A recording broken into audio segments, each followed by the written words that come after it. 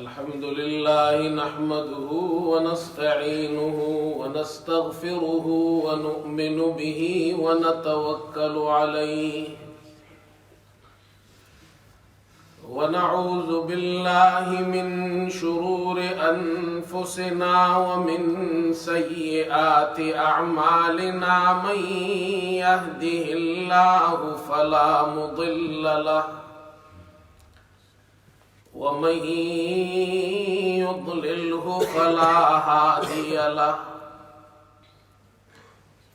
ونشهد أن لا إله إلا الله وحده لا شريك له ونشهد أن سيدنا وحبيبنا ومولانا محمدًا عبده ورسوله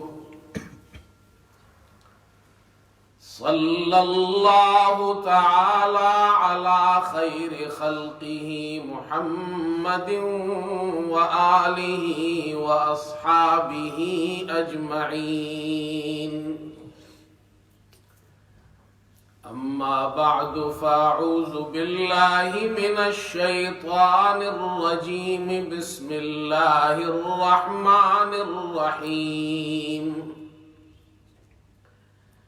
يا بني أقم الصلاة وأمر بالمعروف وانه عن المنكر واصبر على ما أصابك إن ذلك من عزم الأمور صدق الله مولانا العظيم. بزرگان محترم اور برادران عزیز، آپ حضرات جانتے ہیں کہ آج کل برطانیہ میں ہمارے یہاں سردیوں کی چھٹیاں ہیں، تو بچوں کے اسکول اور کالجز بند ہیں چھٹیوں کی وجہ سے، اور اس وجہ سے بچوں کو، ہمارے نوجوانوں کو یہ موقع مل جاتا ہے کہ وہ مسجد میں آتے ہیں، اور ہمارے یہاں بھی یہ کوشش کی جاتی ہے کہ ان ایام میں، چھٹیوں کے ان دنوں میں زیادہ فوکس بچوں پر اور نوجوانوں پر کیا جائے، ان کی تعلیم اور تربیت پر کیا جائے. اسی لیے یہ جو ہفتہ ہے، گزشتہ پیر سے الحمدللہ ہمارے یہاں نمازوں میں بچے آ رہے ہیں. جو روزانہ کا درس ہوتا ہے، اس درس میں بھی خاص طور پر ایسے موضوعات بیان کیے جاتے ہیں جس میں بچوں کو، نوجوانوں کو فائدہ ہو. تو آج بھی اسی سلسلے کو ہم آگے بڑھاتے ہیں، اور خاص طور پر بچوں سے متعلق مجھے چند باتیں عرض کرنی ہے. اور بچوں سے متعلق جو باتیں عرض کرنی ہے تو بچوں سے متعلق ایک، اور دوسرا ان کی نماز سے متعلق. اس ملک میں ہمارے لیے، ہم سب مسلمانوں کے لیے سب سے اہم بات یہ ہے، سب سے اہم اور امپورٹنٹ چیز یہ ہے کہ ہم بچوں کی تعلیم اور تربیت سے غافل نہ ہوں. ہمارا سب سے بڑا سرمایہ جو ہے اور کیپٹل اس ملک میں، وہ ہمارے بچے ہیں. اگر ہمارے بچے ضائع ہو گئے، اللہ نہ کرے، تو پھر ہم نے اس ملک میں کچھ بھی نہیں کمایا ہے. اور اگر ہمارے بچے بڑے ہوں، اچھے مسلمان ہوں، بااخلاق ہوں، ماں باپ کا احترام کرنے والے ہوں، اور جب ماں باپ بڑھاپے میں ہوں تو ان کی خدمت کرنے والے ہوں، ایسے بچے ہو دیندار بااخلاق، تو اس کا مطلب یہ ہے کہ ہم نے اس ملک میں کچھ نہیں گنوایا ہے، ہم کامیاب ہیں. اس لیے میری ہمیشہ یہ کوشش ہوتی ہے کہ میں ان ایام میں، چھٹیوں کے ایام میں، بچوں سے متعلق خاص طور پر ہمارے یہاں جو روزانہ کا درس ہوتا ہے، درس حدیث، اس میں بھی وہ احادیث بیان کرتا ہوں جو بچوں کی تعلیم و تربیت سے متعلق ہو۔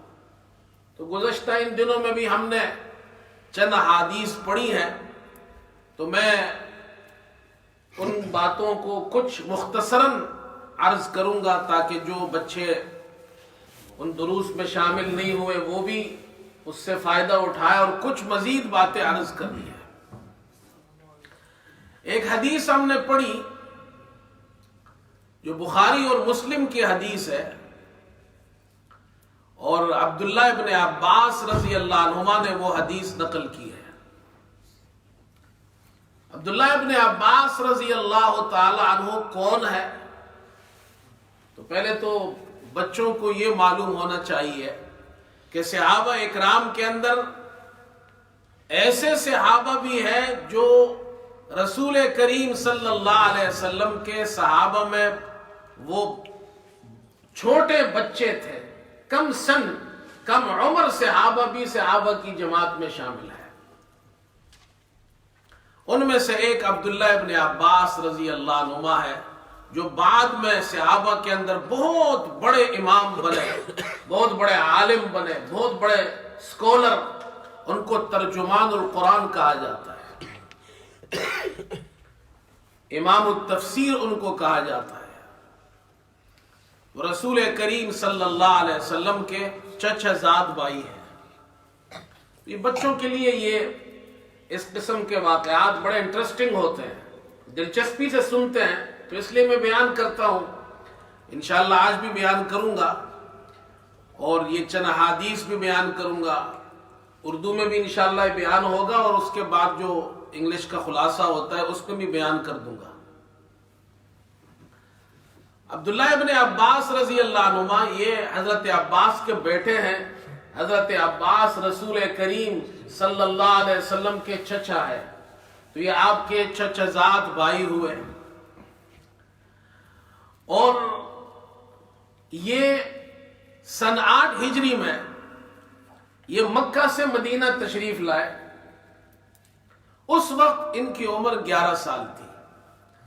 یہ ہجرت سے 3 سال پہلے پیدا ہوئے ہیں، اور جس وقت یہ مدینہ پہنچے تو چھوٹی عمر کے صحابی تھے، کم سن صحابی تھے، کم عمر صحابہ میں ان کا شمار ہوتا تھا، چھوٹے بچے تھے، 11 سال عمر تھی۔ اور عبداللہ ابن عباس رضی اللہ عنہما اس حدیث میں یہ ارشاد فرماتے ہیں کہ ایک رات میں اپنی خالہ حضرت میمونہ رضی اللہ تعالی عنہ، جو رسول کریم صلی اللہ علیہ وسلم کی زوجہ مطہرہ ہے، ان کے گھر میں رات میں نے گزاری۔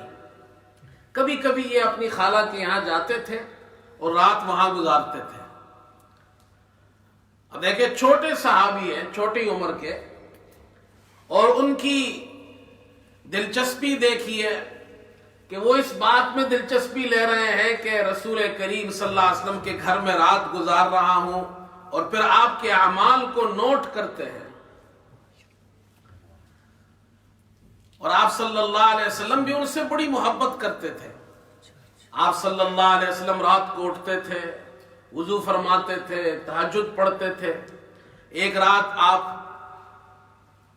بیدار ہوئے، وضو کے لیے پانی حضرت میمونہ رضی اللہ تعالی عنہ آپ کی ازواج مطہرات پہلے سے تیار کر دیتی تھی۔ آپ نے وضو کیا، پوچھا یہ وضو کے لیے پانی وغیرہ کس نے تیار کیا تھا؟ حضرت میمونہ نے فرمایا کہ عبداللہ نے تیار کیا تھا، عبداللہ ابن عباس نے۔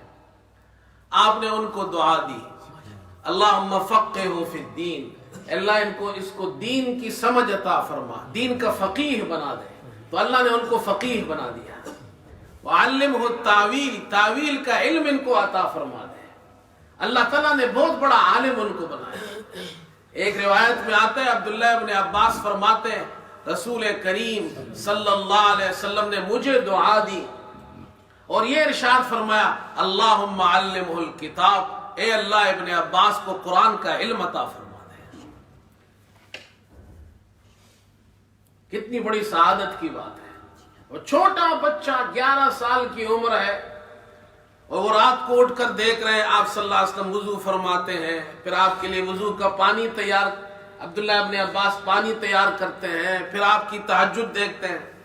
تو ایک رات عبداللہ ابن عباس فرماتے ہیں کہ میں اپنی خالہ کے یہاں ٹھہرا ہوا تھا، رسول کریم صلی اللہ علیہ وسلم بیدار ہوئے اور آپ نے تہجد کی نماز شروع کی۔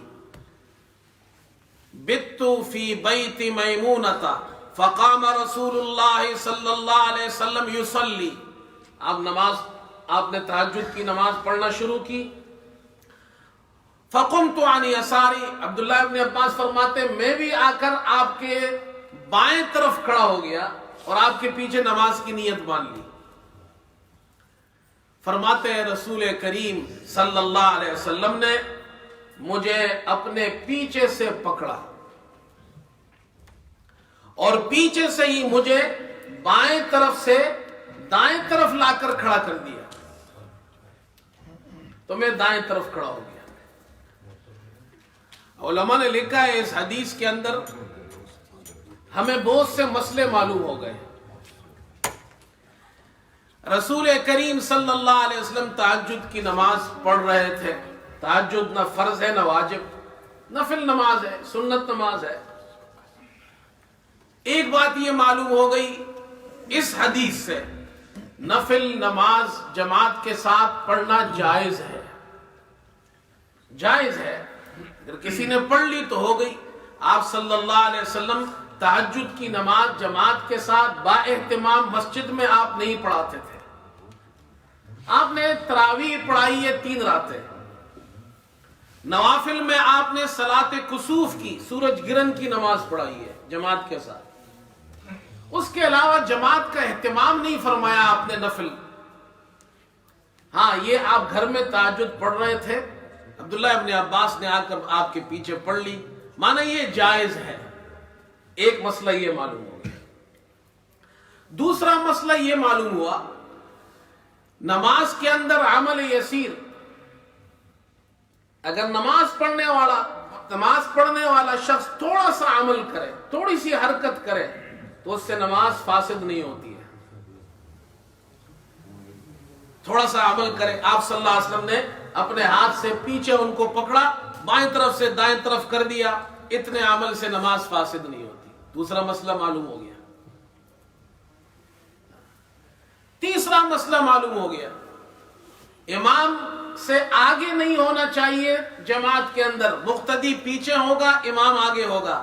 اگر مقتدی امام سے آگے ہو گیا اس کی نماز نہیں ہوگی، اس لیے آپ صلی اللہ علیہ وسلم نے آگے سے نہیں پکڑ کر انہیں دائیں طرف کیا، پیچھے سے پکڑ کر دائیں طرف کیا۔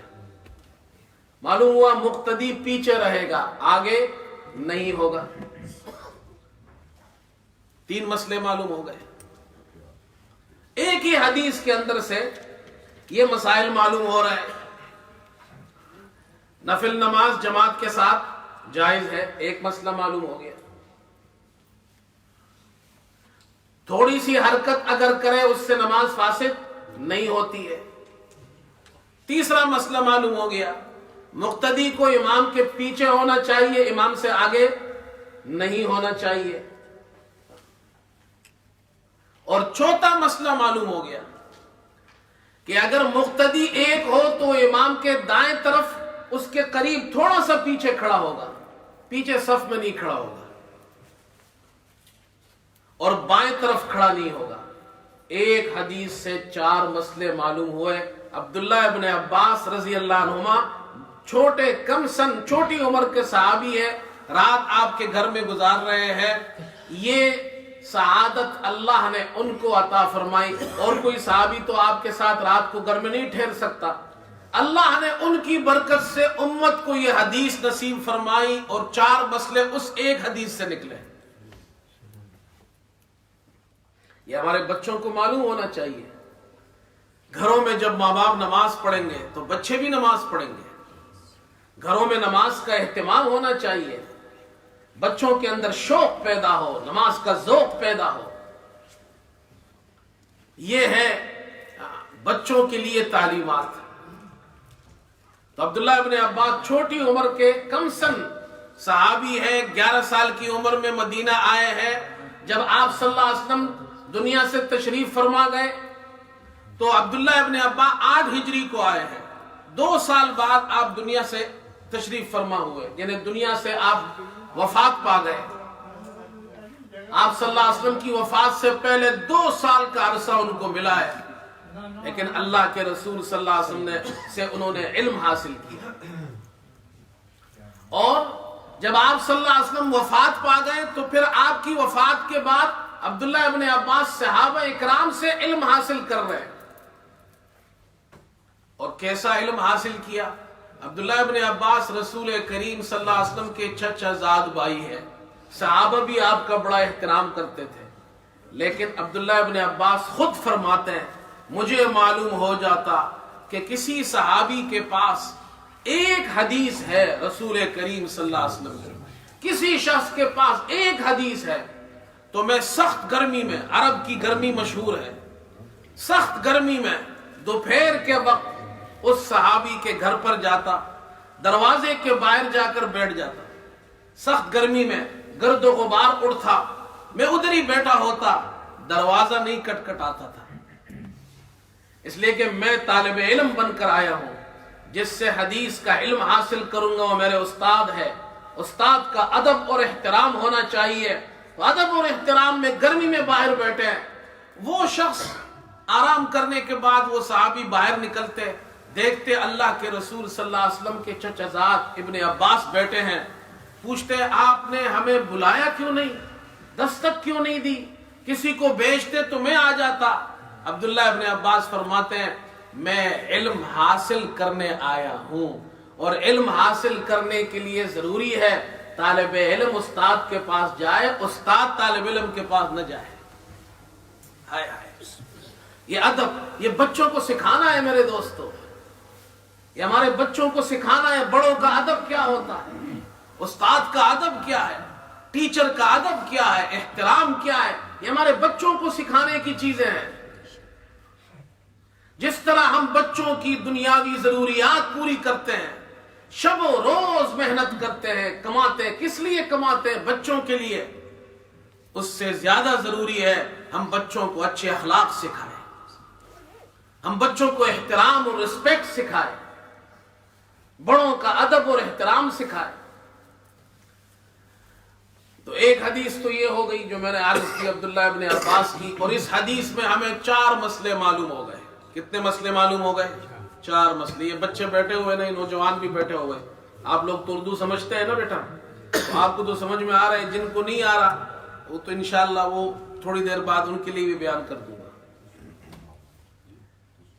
ایک مسئلہ تو یہ معلوم ہو گیا آپ کو ان 4 مسئلوں میں سے کہ اگر ایک آدمی نماز پڑھ رہا ہو تو وہ امام کے بائیں طرف کھڑا نہیں ہوگا، دائیں طرف کھڑا ہوگا، تھوڑا سا پیچھے.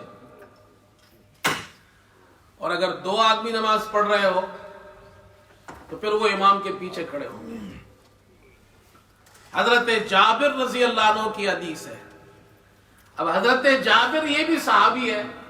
میں نے یہ 3 حدیثیں آج خاص طور پر آج آپ سے بیان کرنی ہے.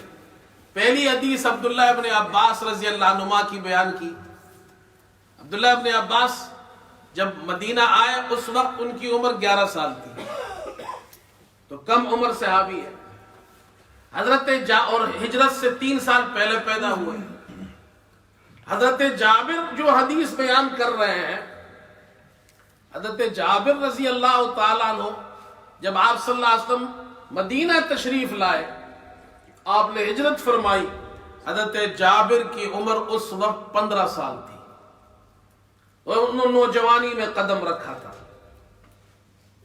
اور حضرت جابر رضی اللہ عنہ یہ حدیث نقل فرما رہے ہیں ہمارے نوجوانوں کے لیے، ہمارے بچوں کے لیے. کتنی ضروری ہے یہ مسائل سیکھیں. وہ فرما رہے ہیں رسول کریم صلی اللہ علیہ وسلم کے پیچھے میں نے نماز پڑھی، اور جب آپ نماز شروع کرنے لگے تو میں دائیں طرف کے بجائے بائیں طرف کھڑا ہو گیا. اکیلا تھا, بائیں طرف کھڑا ہو گیا. آپ نے مجھے بائیں طرف سے دائیں طرف کر دیا. نماز شروع ہو گئی. نماز شروع ہوئی تو جابر بن صخر, یہ دوسرے صحابی ہے, یہ بھی آئے. انہوں نے دیکھا رسول کریم صلی اللہ علیہ وسلم نماز پڑھا رہے ہیں اور حضرت جابر دائیں طرف کھڑے ہیں, تو وہ آ کر بائیں طرف کھڑے ہو گئے. مسئلہ ان کو معلوم نہیں تھا.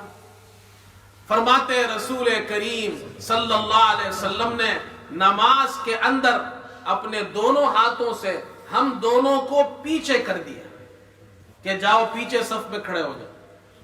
اور نماز میں بات تو نہیں کر سکتے, تو اپنے ہاتھ سے پیچھے کی طرف ان کو کر دیا کہ تم پیچھے جاؤ, پیچھے صف میں کھڑے ہو جاؤ. اب ایک مسئلہ یہ معلوم ہو گیا, 4 مسئلے تو پہلے معلوم ہوئے تھے, 5واں مسئلہ یہ معلوم ہو گیا کہ اگر ایک سے زائد ہو, 2 بندے ہو, تو امام کے پیچھے کھڑے ہوں گے. کتنے مسئلے ہو گئے؟ 5 مسئلے. یہ معلوم ہو, بڑوں کو بھی معلوم ہونا چاہیے, بچوں کو بھی معلوم ہونا چاہیے. امام کے ساتھ ایک آدمی ہو تو دائیں طرف کھڑا ہوگا, چاہے بچہ ہی ہو. آپ گھر میں نماز پڑھاتے ہیں, وہ بچہ ہے تو بچہ آپ کے دائیں طرف کھڑا ہوگا. خواتین ہیں وہ پیچھے کھڑی ہوں گی.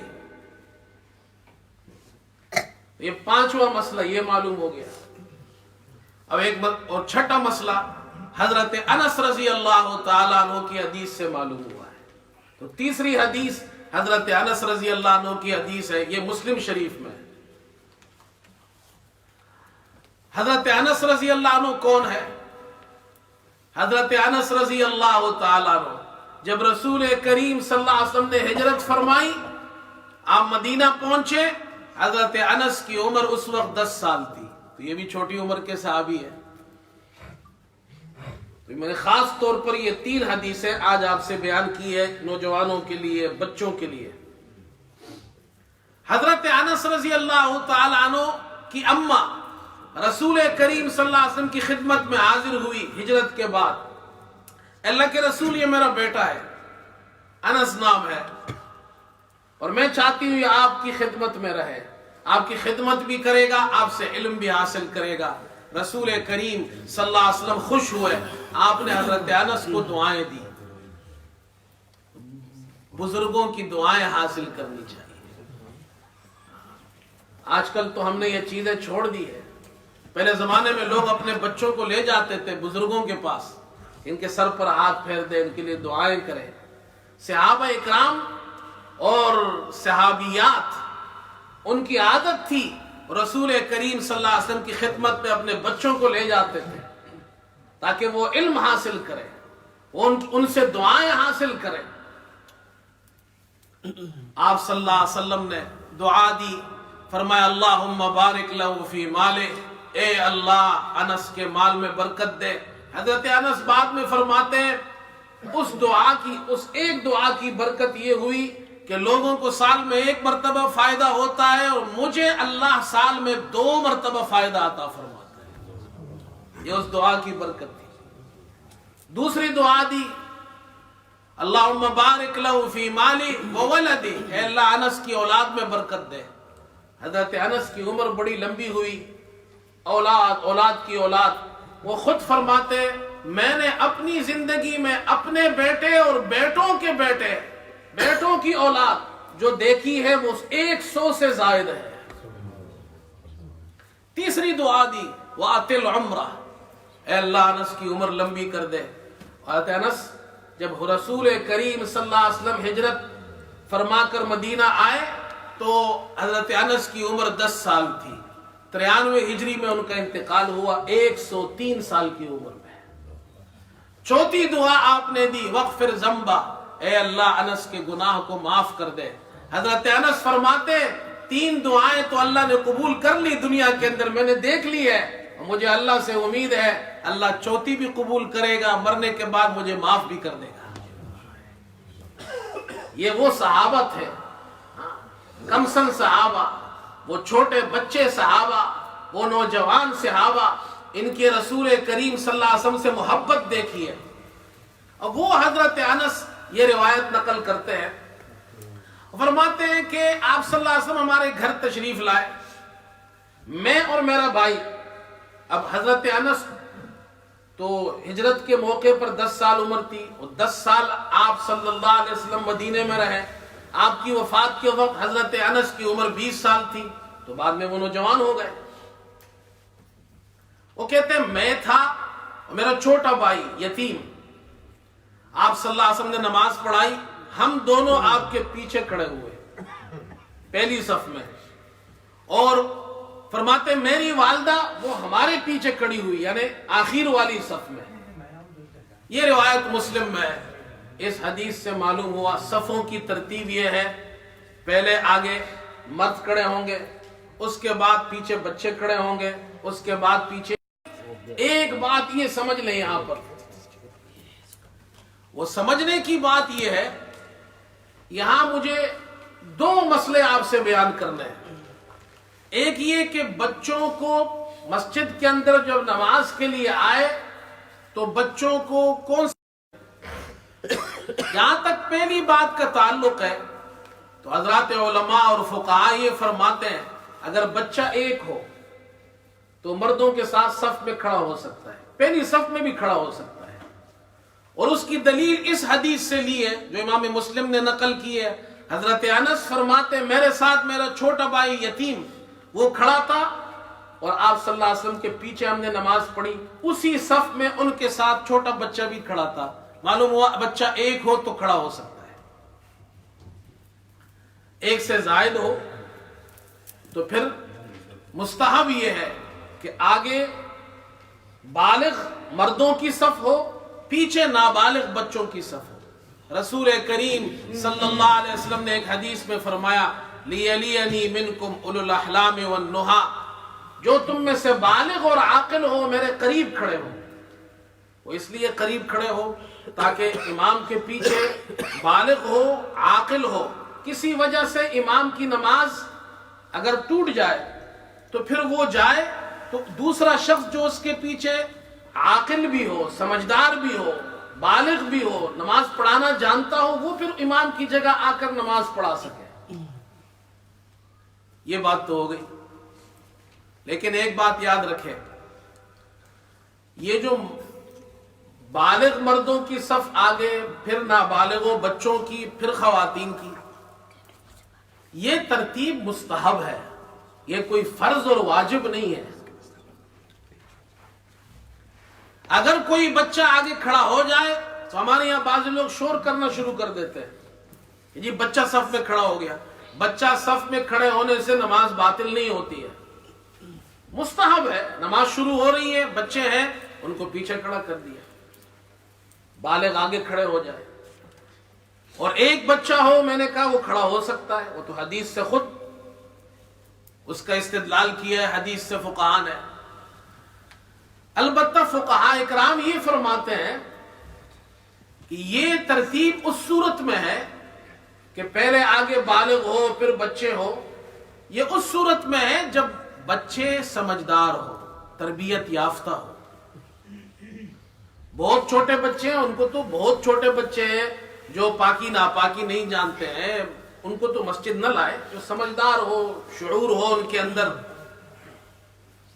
ایسے بچوں کو لانا چاہیے.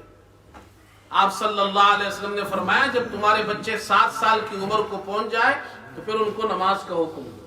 کم از کم بچہ سمجھدار ہو، بات سمجھتا ہو، مسجد میں شور غوغا نہ کرتا ہو.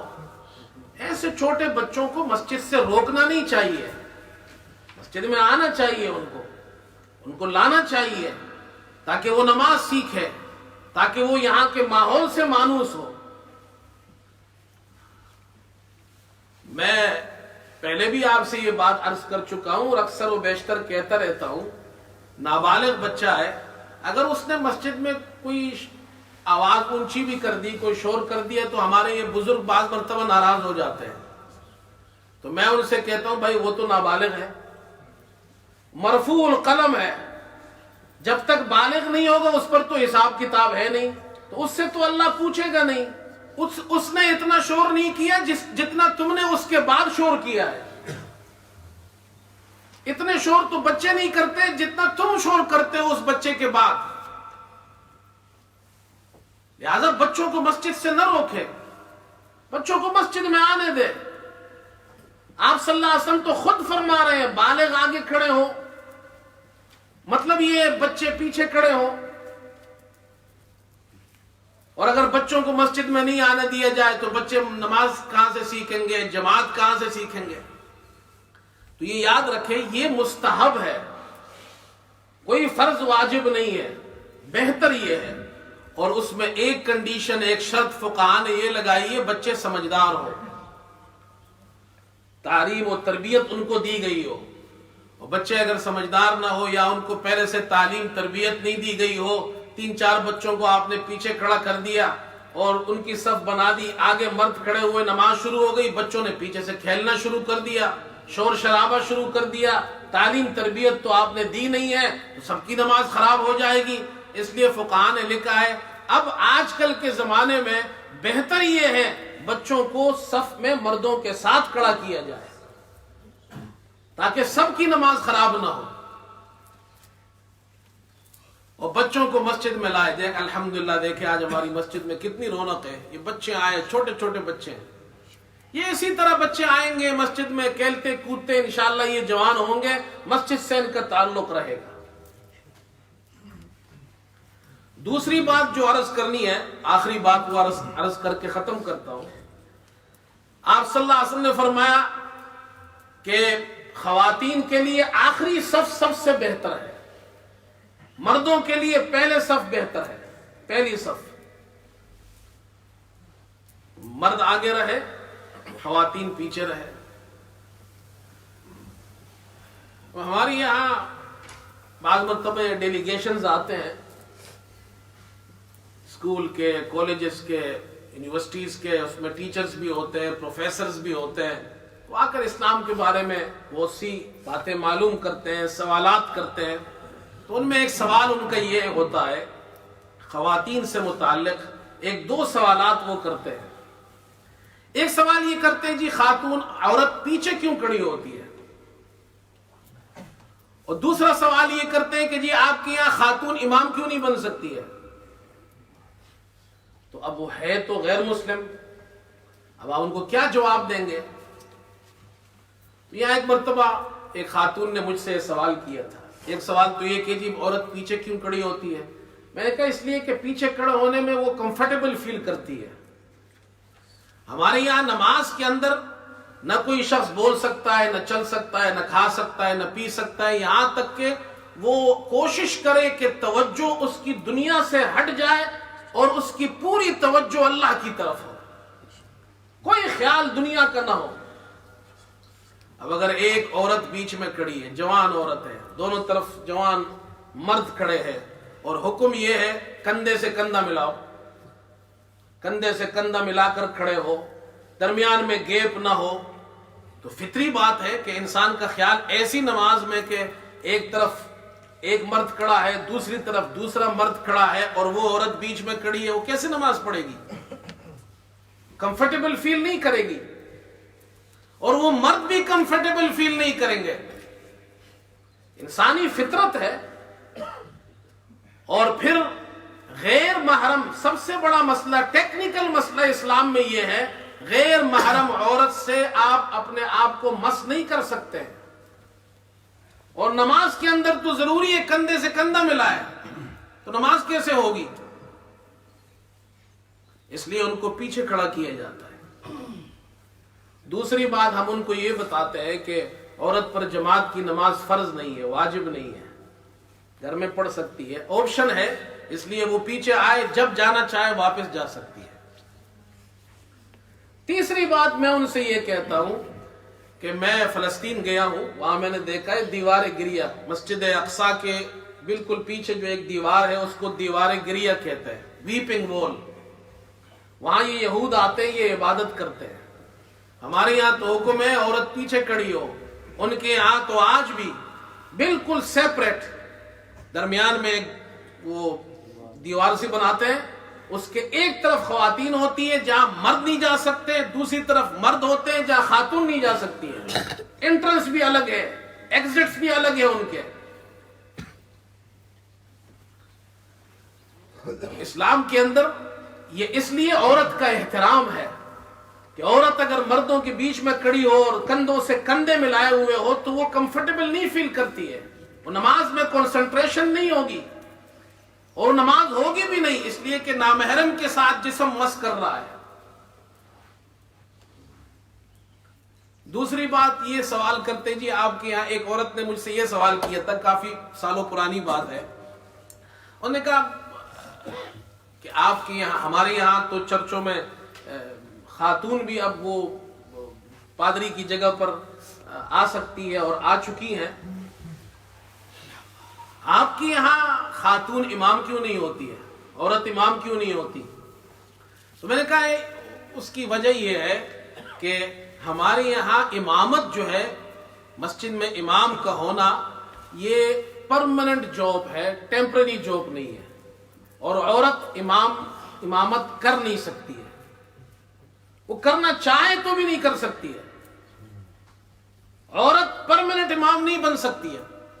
کیوں نہیں بن سکتی ہے؟ جیسے آپ بنتے ہیں عورت کو بنا دے. میں نے کہا نہیں بن سکتی ہے.